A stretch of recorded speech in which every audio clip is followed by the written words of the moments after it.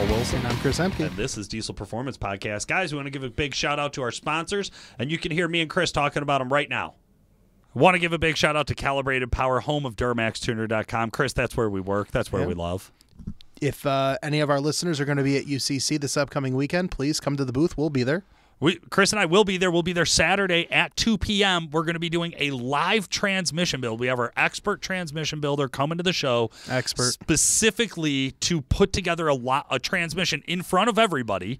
So you'll get to see everything going on. And Chris we're going to do the commentary. We're going to do commentary. We're going to pester him. We're going to ask him questions. We're going to take his 45-minute job and stretch it out for about an hour and a half. No, it's going to be fun. And then also at UCC, another one of our longtime sponsors, Exergy Performance. Oh, I love Exergy stuff. So any of you guys out there looking for questions to be answered around common rail injectors, pumps, fuel lines, any of the sort, they'll have a booth. Go check them out. Also at UCC is going to be our other two sponsors, WC Fab. The Whirly crew comes out in full force. They have one of the largest booths at the entire show. I'll tell you what, we were with Jason last weekend at the Thoroughbred Showdown event, right, their Dyno Day. And Jason really does have a really slick booth. All the different powder coating that they have on display for all the different piping and Y-bridge kits and all the things that they have come to market with. It's really something that you need to go check out for yourself. The attention to detail over there with those guys are second to nothing. Yeah, I think this year we should just send them home with our turbo display stands and let them powder coat all the covers, and then we'll go get them later. Yeah, I think we should definitely give them our turbo display stands to light on fire. You know? I think it's a revamp. We coming. love our turbo display stands. Come by the booth, check them out. You'll see what we're talking about. They're just not fun to move. I got a hernia from last weekend, so. God, you used to be tough, bro. I used to be. Used to be as tough as the parts you get from XDP. You know. Extreme Diesel Performance. That was good. Extreme Diesel Performance, XDP.com, your one-stop shop for diesel performance. They've been on board with us for a long time. Chris, you and I have worked with XDP for a long time. We've both gone out to the show they used to have out there on the East Coast. We know the guys out there. We love the parts out there, and they've built their brand to be better and better over time. So if you're looking for anything for your truck, take a look at XDP. You can find, I believe, Exergy, WC Fab, and Duramax Tuner products all on XDP.com. Let's get back to the show. All right, today we have an awesome episode set up. Chris, why don't you walk us into this one? Yeah, so, well, I'll just start by saying, Ben, how are you? Good, how are you? Doing good. Now, Ben, we started talking about maybe doing a podcast about a month ago, and we were talking about some ins and outs of Diesel Business 101, right? Some of the life lessons that you've learned in owning a business. So why don't we start with who you are, where you're from, the business that you own, and we'll start there. Yeah, so I'm Ben, originally from Chicago. I've been living in Florida for the last almost 8 years now. Started my business, Southern Diesel Supply, 3 years ago, and it's just been going great, doing a lot of e-com and some installs and just having a ball. That's awesome. Chicago to Florida, what made you move? So my girlfriend at the time, now my wife, had a job opportunity. I wasn't doing anything here. So I was like, let's go. You know, I hate the cold, love the heat. Yeah, that sounds amazing. As people from Chicagoland, we're like, oh, that does sound amazing. Yeah, it does. I can't begin to tell you how many people we've talked to this weekend. They're like, oh, I could never do the heat. You know, I'm like, but you bitch about the cold all winter long. Yeah, you know, pretty nasty heat too. Yeah, that one surprises me. All right, Southern Diesel Supply. What do you guys focus on? So when I started this, I found that anytime I wanted to buy parts for my LML that I'd picked up, I always found that I was on multiple different websites with multiple different carts with multiple different parts I wanted because nobody carried everything. So I was like, I could probably start something and try to carry everything so people can just do a one-stop shop and buy. They know how much they're going to pay. They don't have to have multiple carts and figure it out because, times were tough back then, and that's just really where it came from. So. That's awesome. So you had an LML before you got started in this. How'd you get started into diesel? What brought you into the LML? I always just wanted a diesel. Back growing up, always seeing the LBZs.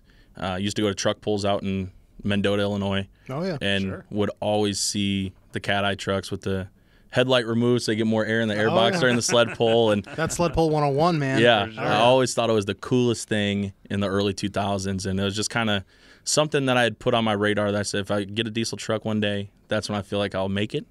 And, I was able to buy it and ain't been stopping since. And then it financially drowned you. So you had to start a business to fund it. 100%. Right? Like that's how 100%. it goes. It's like, I can get parts at cost. Yeah. But then I found that the industry is awesome. Everybody I meet in the industry is awesome for the most part. And, it's been great. Let's switch gears a little bit here because we don't really ever get to talk about the entrepreneurial perspective. So did you have any business savviness prior? What were you doing prior to starting Southern Diesel Supply? So originally where this idea came from was I was working at a gun shop in Florida, which I loved, learned a lot about sales there, had some really great mentors. And then I hated my general manager. He was just a prick. So I was like, okay, I need to find something to do where I can get out of this. Yeah. So Southern Diesel was founded then, but then it didn't take off for another year and a half. Really? So I'd left there, went to another place where they sold and maintained street sweepers, Elgins, Vactors, and did that for about a year and a half. It was great. I did all their logistics and moving trucks because they had 4 branches in the Southeast. And then I started building custom headlights because I wanted a set of headlights for my truck. Yeah. Bought a core set, ripped them apart, built them up. The oven cooking up and splitting and all that. Threw them on Facebook, got a lot of recognition for it, and started building headlights. And then I was like, oh man, I did $15,000 this month. You know, at what point can you quit your job? And someone was like, oh, you need to do a little more than that, you know. And then one month it was $60,000. It just kind of spiraled from there. And then I started carrying parts. And then I quickly realized that headlights were not going to be the end-all, be-all because it's a huge pain. It's a lot of labor when you say pain, right? I mean, it's a lot of manual labor. I want to talk about the logistics around the headlight. Were you getting people to send in headlights? Yeah, so were you buying cores? Like what? I had a couple cores, but mainly when it first started, people were sending their headlights in, right? Okay. So this is where the pain and the struggle came. So I don't paint. I hate painting. Tried to source a couple painters in Florida. They're all terrible. Found a guy. I was using Dirty Max Jack's painter, Sean from Peach Bottom. I was sending him everything. So now you have shipping time. You have delays. So you have, real quick, they're shipping headlights to you. Mm-hmm. You're splitting. Mm-hmm. You're shipping, getting them painted, ship back to assemble, to then ship back to the customer. Exactly. What was timelines like this? About 4 weeks-ish. You know, and that's a long time for guys that had their truck down. Yeah, you know, so a lot of guys had an extra set. You know, they had a cheap set of Anzos or something terrible, and they still had their stocks. I found a couple rec sets, so I was able to get the bezels out of them so I could have them on hand to get painted. You know, we did a lot of gloss black, a lot of gloss white, a couple offshoot colors, but gloss black and gloss white were the main ones that people wanted. So, you know, it's just that was the pain of it is people like, hey, man, I need my truck. I'm like, well, I'm waiting on paint, you know, and it just was not the best. So it was fun while it lasted. It was definitely fun. How long did you do headlights? Oh, let's see. January to maybe August. Oh, wow. Okay, less than a year. Less than a year, yeah. And then just logistically was not happening. You know, isn't that interesting about having to figure out when to pivot? Mm-hmm. Was there like a final like financial statement or just like a stressful day where you were like, all right, fuck these headlights? When the business started going, I was making more sales on parts and doing that, and then headlights would always take a back seat. Okay. I realized it wasn't fair to the customers to push them off anymore, and I just couldn't do it. You know, guys like Phil from Fast Headlights, he's great at it. He builds amazing units, and that's what he deals with. So he's probably got a whole core set up. So I just decided to leave it to those guys that do it all the time, pivot, start selling parts, and that's kind of what it did. That's pretty cool, though. Like, you got into this, right? You got into the business side of things. Like, I'm going to do headlights. Mm-hmm. Not knowing you're starting to sell some diesel parts, realize, man, these fucking headlights, man, they're becoming a little more difficult. Yeah. But you already had that pivot. Not even realizing that you had that pivotal moment, you're already selling the parts. Yeah. Yeah, and we're taking 2020 plus L5P cab lights, modifying them, putting the OEM connectors so they'd fit on 15 and 16 LMLs. And those are very popular. But when it came to custom paint matching, couldn't keep up with it, you know. Now that's a little bit different than headlights where trucks aren't going to be down because we're sending brand new units, but it just got to dealing with paint. And nothing against Sean or any of those guys. It's just the nature of the beast. You know, they have other paint projects, you know, and it's just, if I was a painter by nature, it would be a completely different story. Sure. But, you know, being a supply house, essentially, that's just not Right. a feasible thing. So now you mentioned that getting into supply house and selling parts. Are you a mechanic as well? You said you do some work in the shop. Yeah. So my dad has always been working on cars my entire life. I mean, he had his own shop. I grew up in shops from a very young age. Two of my uncles were Snap-on dealers. They'd take me on the route every now and again during the summer. So I've been shops all over the Chicagoland area, and you know, pretty big into it. I would work on my own stuff, fix stuff with my dad, and I always said I never wanted to work on vehicles as a living because he told me you don't want to do this. It's a hard life, you know. And then Good I originally advice from every mechanic I've ever met over right, the age of 50. especially in Illinois where you're dealing with the cold, you know. And my dad's had pneumonia like 4 times because of laying on a concrete floor, being in a heated shop. It's just not a great environment, which ultimately led him to a double lung transplant last year. But yeah, I didn't even know that was a thing. That sounds insane. He's okay? Oh, yeah, he's great. But it's the pneumonia that did it. You know, you get pneumonia 4 or 5 times, it's going to tear up your lungs. So it's going to do some damage. Yeah. So, you know, that's really where it came from. I went to school originally to pursue being a cop. And then I could see being a cop. Yeah. And that's where then everything started going crazy in 2016, 17. Okay. Moved to Florida. Bunch of stuff cracked off there with the law enforcement and, you know, unfortunate officers dying. And I kind of was like, let's table that for now and see where it goes. And then I just never revisited back to it, you know. That's actually where I met Malcolm. He does all of our online stuff. So he puts all the products on the website. We met in class one day. No shit. Yeah, and that's so you were going to be a cop too. Yeah. Malcolm's in the studio with us. He's not on mic, but Malcolm is here, so we're not talking about an imaginary fourth person. You know, and that would have been a great job for him, you know. Veteran, going to law enforcement, you know, very standard stepping stone for a lot of guys, but, you know, it's just, I don't know. We kind of poached him away from the popo. I love it. Yeah. I love it. Okay. So did you, when you started the business, did you bring Malcolm on right away? Or like, no. Walk me through some of that. How long were you employing yourself, getting the business off the ground until you're like, hey, man, I need help? Yeah, so we were running the business myself out of my 2-car garage in Florida for, I don't know, a year and a half maybe. January came around. I quit my job in September, went full-time on my own. Then we started talking about maybe bringing him down around November, and then he finally moved to Florida in April. So he was in Illinois this entire time. Mm-hmm. Okay. So I would fly him down once a month. We'd do some, like when I needed extra hands, you know, he'd help me with that, and then, you know, go back home, and, you know, it was great. And then it just slowly picked up, and I'm like, hey, you need to just move here. You know, I need the help, and I don't trust many people. I trust you. Let's make it official. So yeah. Love that. That's pretty cool. Yeah. Now selling parts, especially when you're not manufacturing them, has a lot to do with marketing, is my understanding. How did you kind of learn yourself through that? Because that's not something that I hearing that you had classes for or training in. Yeah. Like all of your background is kind of other things. I don't think cop class is going to teach you how to market online. No. Not well. No. It was tough. I mean, it's something I'm still struggling with, the social media aspect of things, but I got into Facebook groups, right? Diesel guys, the forums died. We're all in Facebook groups, right? Just from our own personal stuff.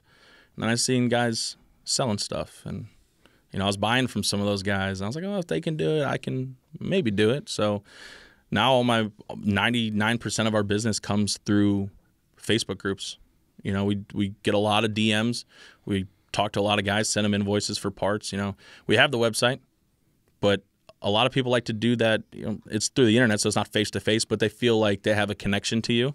And these guys can go to other websites, XDP, you know, all those other sites, and buy stuff, but they come to us because they want that personal experience. You know, I will say over the last couple of years, more so, probably like since COVID, I'll have a lot of, you know, customers that will call in, and I've always said if somebody's going to call into the shop, they're taking their time, they're making that initial leap. Like, you owe them 100% satisfactory experience.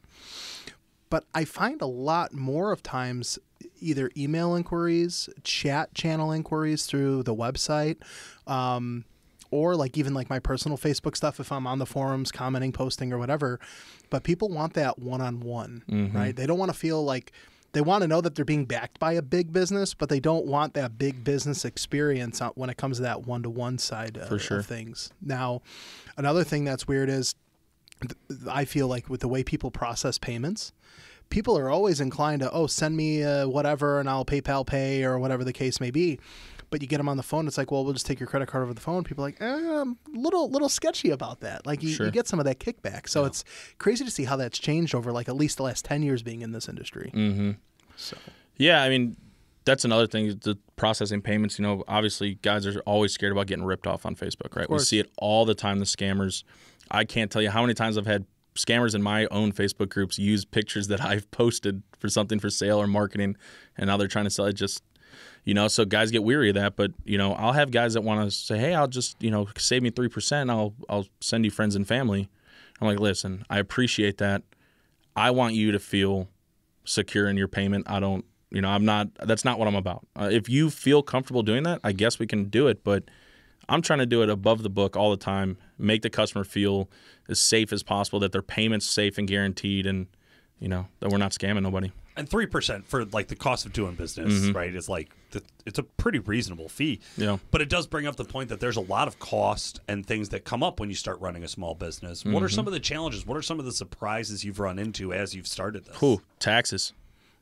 Taxes surprised you for training to be a police officer. Yeah, taxes for sure. As you were going to be a form of payment, taxes. Yeah, you know, you watch all the YouTube videos when you're first starting to learn how to start a business. They're like, oh, put money aside for taxes, but it's never enough. No. Okay, you know, April we went to the accountant's office and stroked multiple checks for a bunch of money, and I walked out of there out of breath because it hurt. You know, it was like a kick in the gut. Yeah, but taxes for sure.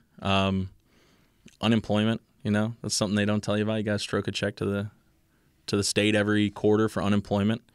Making sure you're being compliant in sales tax. Really all the admin stuff, you know, things that you're not going to learn until you go through it for the most part. You know, you can read about it, you can watch a video, but until you've been there, done that, that's when it really clicks for you. I love that you're using YouTube to learn how to start a business. Yeah. I used YouTube to learn how to put together my daughter's dollhouse. So, like, Perfect. You know, we all use it to learn shit. Oh, I've been saying for years, you don't need to go to college. YouTube will teach you everything you need. I mean, there's more and more people that are becoming more and more successful, and they are using YouTube as a resource for that success. Doctors, I'm not No, not sure. Dentist, you not know sure. what, though? You know what, though? Hold on. My doctor busted out an iPad the other day and literally started looking stuff up. And I asked him, I'm like, "Are you YouTubing how to diagnose me right now?" He's like, "No, not that."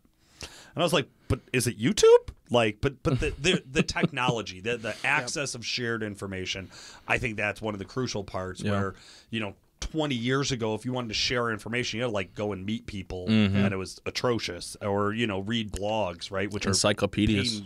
Yeah, exactly.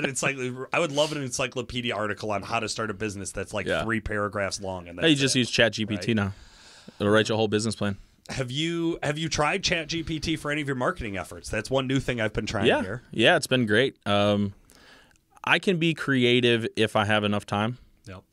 When I want to get something out there, you know, ChatGPT is a great guide. I wouldn't say they nail it 100% all the time. No, but a rough draft. A rough draft for copy? Yeah. It's great. So, you know, no shame in the game, man. These tools are out there for people to use. If you're not using them, you're behind.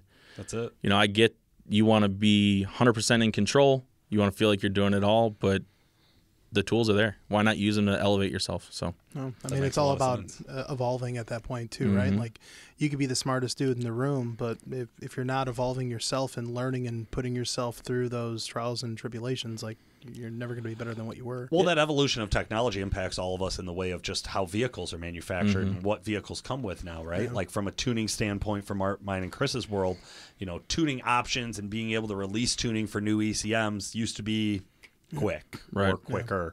Now it's increasingly more and more challenging to be able to just develop products for new vehicles because of the technology that those vehicles come with and because of EPA restrictions. How have those things impacted you guys? It's tough. You know, you got to make sure that you're staying compliant and selling all the stuff because you don't want to knock on the door. I certainly don't. You know, making sure you're not sending stuff to California that shouldn't be going there. Right. You know, I told Malcolm every time he puts something on the website, check that Prop 65 check mark, because the last thing I want to do is send something to California and then they're like, that gave me cancer, that bolt. You know, it's always there. You know, always there. I also manage our website. Malcolm, I'll tell you, I just put Prop 65 on everything. I have no idea why I need to, but all of our competitors do. Yeah. So I just do too. Yeah. Check that box. And that's an industry standard. Yeah. It's just an industry standard. Yeah. Good old California. So walk me through one of the things that, you know, I would like to know more on is you're starting out, you got the business, you know, you're going to get vendors on your site, right? You want to have vendors that you can represent, that you can push. How do you start in that aspect? Like, what did the first couple vendors that you were able to start representing, like, what did that look like? Yeah, so, I mean, really, I just found brands that I personally liked, went to their website, go to the bottom, see if they have a dealer inquiry, fill it out. If they don't have that, email them, email their sales email. A lot of them were tough to get on when we were just in the 2-car garage. You know, even pumping out hundreds of $1,000s worth of orders a quarter, they didn't care. You need to have a storefront, need to have signage, need to have a legit business. And I'm like, well, it doesn't matter. I'm pumping out the orders, you know? Yeah. But it doesn't matter. So, you know, that's really how I got most of my vendors. Just go down to the bottom, find a dealer inquiry, you know. Did you find margins in that world? Because I'll just say for Chris and I who deal with people wanting to become dealers of Duramax Tuner, you know, we put up some investment requirements, right? We want to see people who have at least enough capital to be able to get started and be able to move something or market something or do something. And when the guys don't, you know, the less investment you put up front, well, the less margin you get. How does that impact your vendor relationship getting started? So in the beginning, you know, you're just selling stuff and you're not paying attention to margins when you're not legit. You're just, I got an extra $100 here, 1,000 here, whatever. But then when you start approaching people and they're requiring buy-ins, you know, we got on with turn 14, $5,000 buy-in. Oh, I'm going to have to table that for a little bit till we have enough capital. Then we got it, and then we did the buy-in them. Same thing with Whirly. Need to do a buy-in, which as a new business is frustrating because you're like, I can sell their product, but I don't have the money to do it, which I understand from their standpoint why they want that. They don't want some guy just becoming a dealer, buying parts, you know, like I was trying to do in the beginning. I get it. Yeah. You know, put your money where your mouth is, and then we'll work together. So, you know, it was tough, but it all worked out in the end, you know? Yeah. So that's it. Yeah. Sometimes it is definitely a grind. We've seen it from other guys where, you know, that initial buy-in and that kind of relationship, that first step when you're dealing with somebody, it's important. But after that comes working with people. And that's really where I think Chris and I think you would agree is like when we have a good working relationship with somebody, whether it's a dealer or a vendor of ours, it makes everything else go smooth, especially when there's ripples, because God knows nothing's perfect. No, no. I mean, that's, you know, Malcolm, Ben, and I, we were at an event a couple weeks ago down in Kentucky for Thoroughbred Diesel. You know, shout out to those guys. And it was nice to, you know, put a face to the name. You know, we've done some business in the past, you know, seeing each other on social media, stuff like that. But people do business with people, right? And I'm going to go the extra mile for a customer dealer when I know them on a personal level, right? Because now it's like, it's a personal attack. Like, fuck, man, I don't want this dude out to dry. Like, you want to make sure they're taken care of, right? That's how it should be in every instance. But I have dealers that, you know, I don't even talk to them on the phone. All we do is email, and that's just their method of communication, and that works for them. That's awesome. Then I got guys that they want to be on the phone or they want to be face to face, right? There's all these different types of approaches to how business is going to be ran, but as long as there's that connection, I feel like that's that foundation to grow off of. Yeah, and you know, talking about the people do business with people, you know, we can get stealth turbos through other vendors, but I like talking with you guys, making it very personal. You know, it's now I'm lucky to call you guys friends, and it's like I'm doing business with my friends. I'm seeing them succeed, we're succeeding, we're all working together. So it's more community than it is business, and that's really what I like, is building a strong community around us and with other people. And now let's dive into that community, right? Have there ever been scenarios in the past where like you had worked with certain vendors that, you know, maybe things went south and like the support wasn't there that you thought you were buying into to represent them in the first place? Yeah. We had a company that we used to work with, and things were great for a year and a half, and then it started to fall off, and we just left quietly, moved our business somewhere else. And, you know, now that vendors unfortunately talking smack about us on Facebook, which I don't appreciate, because I take that as a personal attack. You know, you're taking money potentially out of my son and my wife's mouths and, you know, my employees' pocket. And those are things that I have a big issue with. You know, I'm not bashing anybody. I think, you know, I talk to guys all the time that do what I do, and I say, hey, man, I see you fighting with this guy. Just don't do it. Yeah. You know, I get you want to defend yourself.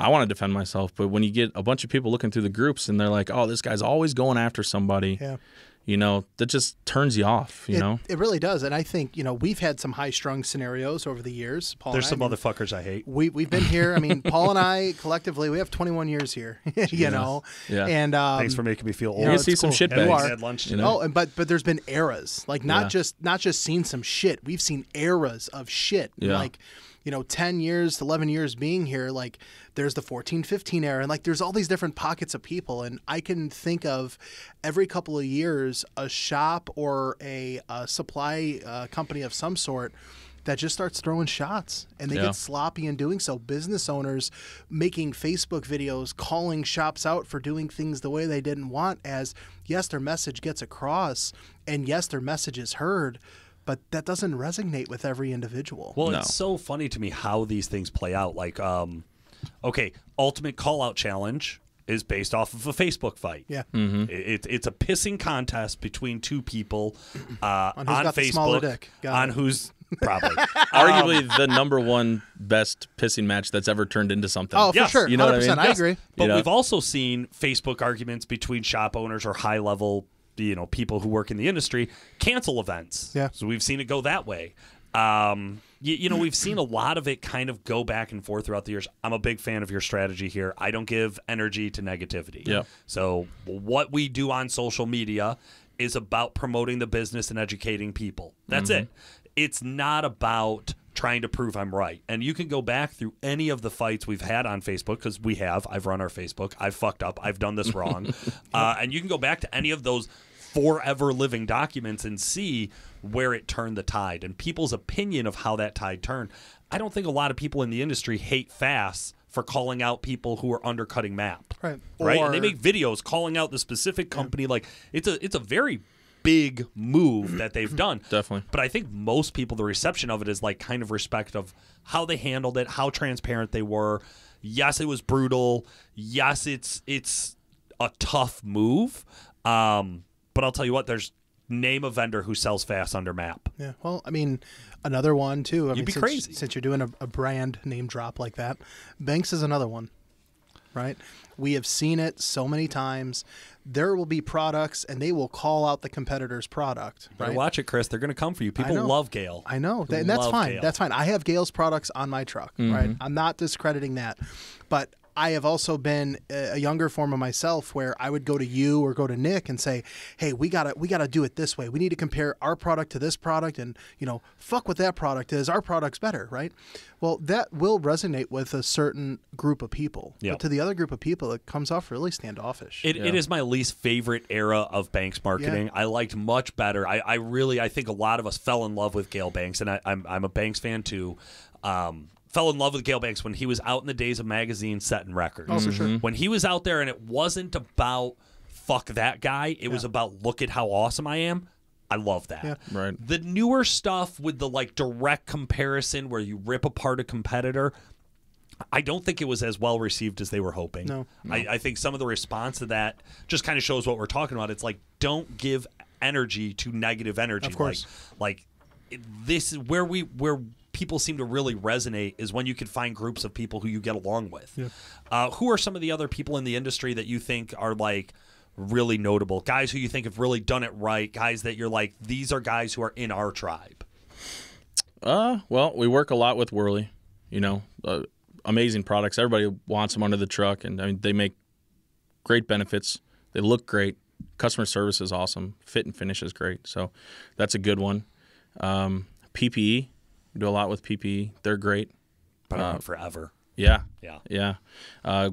Awesome parts, and they're all great guys over there. We talk to Landon from time to time, and he's a super cool dude. Who else? Fleece.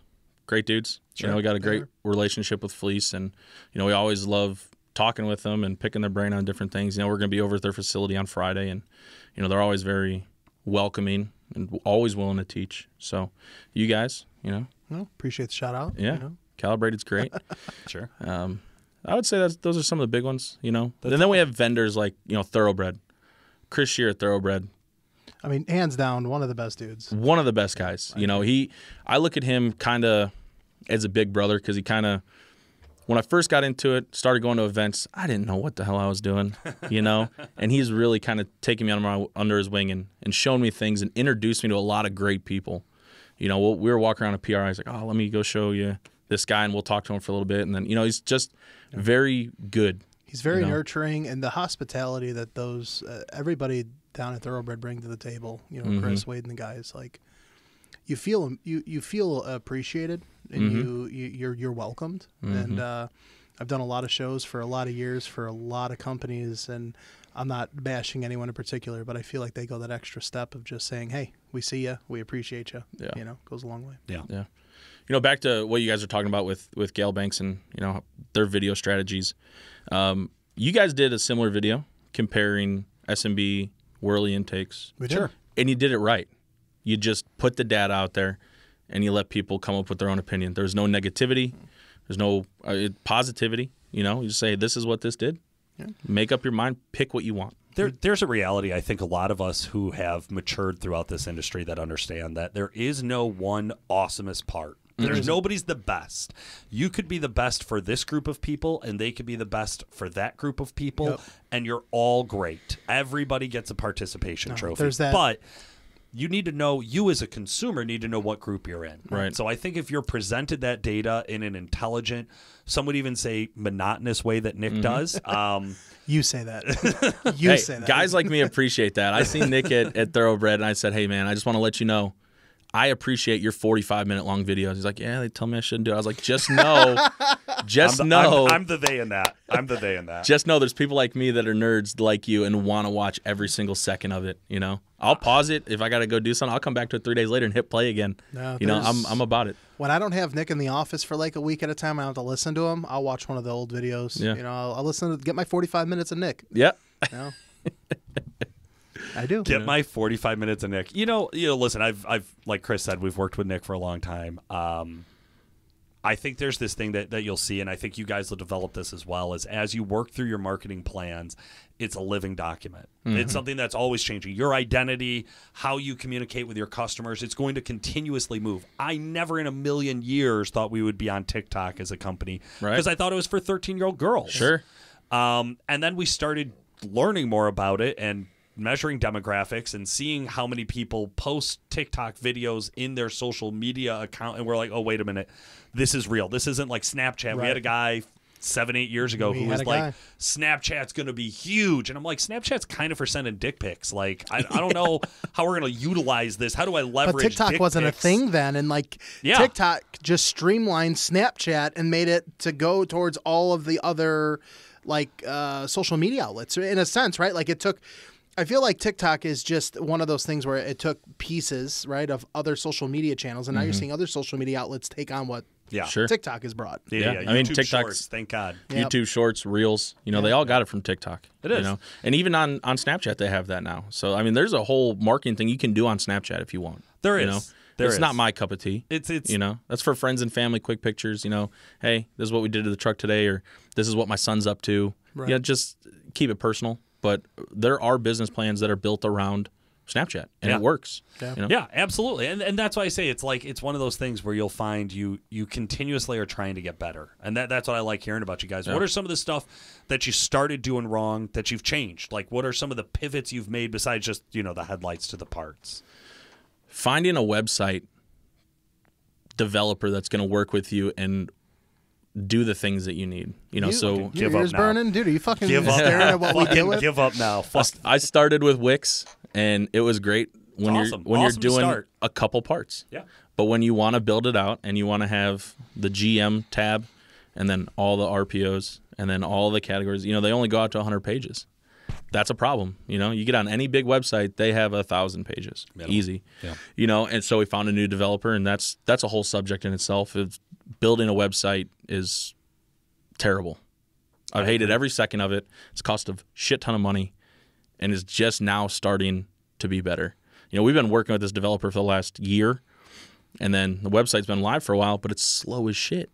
So now they're in the back end playing around with it, and just in the last week, I'm like, wow, I'm so excited that the website's actually running fast. My pages are loading in the time they're supposed to. Yeah. Woo-hoo! I was looking at finding another developer because I was like, this website's not making me money. Yeah. You know, don't get me wrong. I love the interaction with my customers, you know, face-to-face, message-to-message. But it'd be nice if, you know, they want to buy something, they could just go to the website and check out. And it streamlines all the things I have to do. So when I have to tech support for a customer, but I also have someone that wants to buy something, I also have someone that's got this going on. You know, you got to prioritize that. And, you know, I always lean to tech support and people first because they've already paid me. You know, they're going to get a little bit more attention. It's not that I don't care about the person or their money, but I know that if the person who's trying to buy something had an issue, they'd say, I want to be helped first before you take another sale. And that's just how I try to approach it. That's how I'd want to be treated. You know, I think businesses, for the most part, it's pretty easy. You know, treat people the way you want to be treated. Oh, of course. And you'll be successful, you know. Yeah. But I think when you're in that type of a situation, it's like, okay, let me get in that next dollar and not miss it. The customer that's already paid, he's already paid. Like, he'll be there. He'll need support down the road. Such a salesman. But, I mean, that's just the reality of it. But you have to look at it from that side of things, from an experience, right? The chances of you being recommended to the next guy because you put someone on ice to collect more money versus, hey, this guy had 4 other guys in line, but he spent the half hour with me on the phone after I already paid. Everybody's story is the direct opposite. Hey, they took my money and that was it. Yep. You know, I never heard back from them afterwards. So yeah, no, and that's something that we pride ourselves on our reviews, you know, across Facebook and Google. I think we have like 115 plus 5-star reviews, which is that's awesome. Yeah, I think it's important. You know, when guys think, oh, if they think you're a scammer, I just send them the review page. Hey, go check me out. Feel free to message any of these customers and ask them about their experience. I have nothing to hide for you. Yeah, ask them; they'll tell you. You know. Yeah. No, that transparency goes a long way, right? Yeah. That's that foundation being set to build off of. So. Yeah. Where do you go from here? What's the future look like for Southern Diesel Supply? I don't know. That's a tough question. Sometimes I wake up and I feel like I'm a lost ship in the night with no compass. Some days I have a clear picture. It's always evolving. It's always changing. You know, I'd like to maybe start doing some manufacturing stuff. It's just a little bit more prideful. You get to build something every day and you get to see it on people's trucks. You know, same thing that Worley's done and Fleece has done. You know, 2 guys starting their stuff and now they're seeing it on their trucks. It's very rewarding. Same thing with Nick, and you know, I heard his story last week on how he started tuning. One guy going all over the place to tune. Now everybody knows who Duramax Tuner is, and I'd like to try and find a way to do that as well. Just because I feel like I'm contributing to the industry, not just being another parts pusher. But I don't know. We'll see. Well, we're excited to see it. Yeah. You mentioned you visited a lot of shops right now. Are you on like a shop tour? What's your guys' schedule like currently? Yeah, so we came up for UCC, which is this weekend. Being originally from Chicago, we got family and friends we want to see. So took a couple extra days, came up and seen them because we haven't seen them in a while. Figure out how to make it a business trip. We're gonna go see Worley, come see you guys. You know, trips get paid for. Then we head on down to UCC, and you know, Thoroughbred puts on a great thing where they work with Fleece to bring all of their dealers in, go tour their facility. It's a really awesome experience. You get to see some of the new stuff coming out. They want our feedback too of what we're seeing and what they need to make, and you know, it's just so we're checking out Fleece, and then UCC this weekend, and then we're heading back down to 100-degree Florida. So. That's awesome. That's badass. Well, more power to you. Ben, thank you so much for joining us today. Is there anyone you want to give a shout out to? Probably my wife for being the most supportive, you know. She deals with me on my bad days, which we don't have a lot of them, but, you know, last week was a rough one for me. A lot of tech support needed to happen. And she's just always there by my side and making sure that I got a place where I can go and relax, you know. My son's also awesome to hang out with, you know, but honestly, another one was Malcolm. You know, there's a lot of things I couldn't do without him. I don't ever tell him the appreciation he deserves. It's not me, but you know, he deserves it. So you never tell your best performing employee that they're good. Yeah, they start thinking they're good, and then you got a fucking problem on your hands. Yeah, I usually just talk shit to them. There you go. Yeah, push them down and their ego down as much as you Malcolm. can. Yeah, I was gonna beat him down and build him back the way I want. He's used to it, you know, being in the Army. So that's what we're gonna keep doing from now on. And you know, when he's not performing, he's gone. I love it, you know? Listeners. I wish you could see how red Malcolm's face is. He loves it. Well, he's got an amazing laugh, and Ben basically fucking threatened him to not laugh in the studio. So he's just covering his mouth, and that's just all the air not escaping. I love that he was worried about somebody being loud with the 2 loudest people in the fucking industry. Me and Malcolm linked up. We were at the brewery a few weeks ago. We started laughing, dude. The whole place had to get cleared out. Yeah, I love it. Yeah, that's for you headphone users and you people in your car listening on surround sound. Shout out to you guys because you guys are welcome. Yeah.